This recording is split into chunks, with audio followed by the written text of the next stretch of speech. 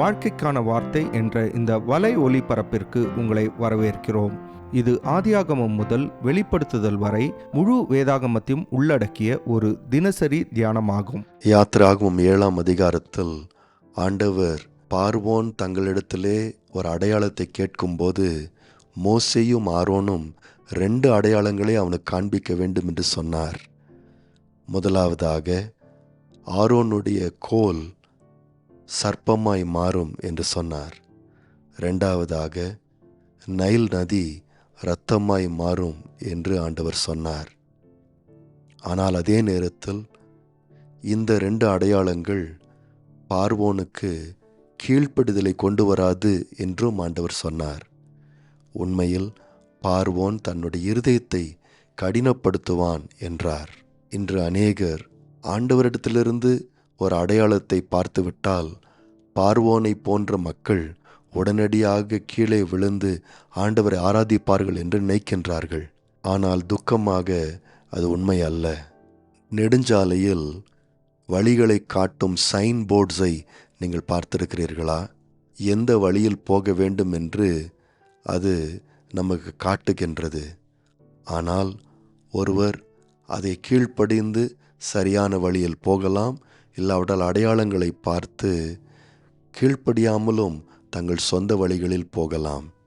இன்றைக்கும் ஆண்டவருடைய அடையாளங்களை பார்த்து ஆண்டவரிடத்தில் வராமல் தங்கள் சொந்த வழியில் போய் ஆண்டவர் கீழ்ப்படியாமல் போகிறார்கள்.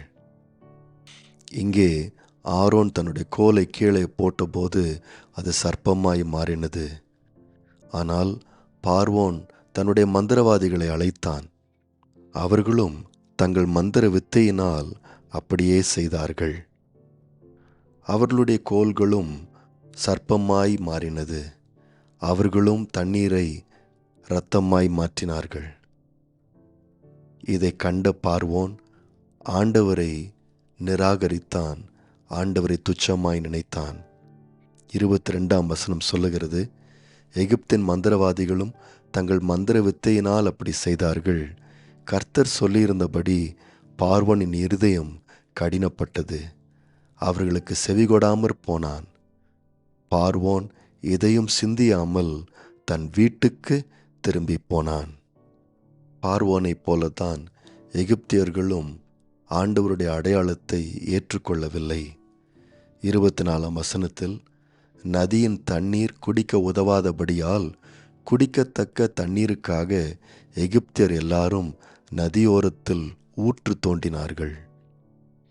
எகிப்தியர்களுக்கு எப்படி இந்த நைல் நதி பிரச்சனையை சமாளிக்க முடியும் என்று தெரிந்திருந்தது.